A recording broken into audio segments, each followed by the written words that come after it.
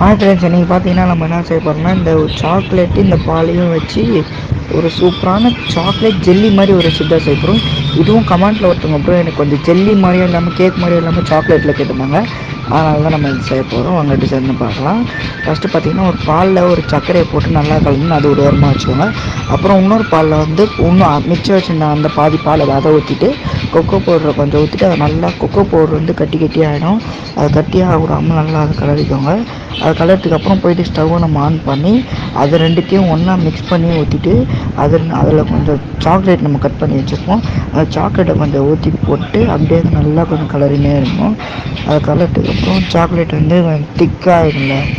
திக்காகிட்டுக்கப்புறம் வந்து அதை ஒரு டப்பாவில் மிக்ஸ் பண்ணிட்டு இல்லை சாப்பிட்ற வீடியோ வந்து நம்ம காட்டல, அதை அத்தாட்டி நம்ம சரியாக எடுக்கலாம், அதனால காட்டல அது.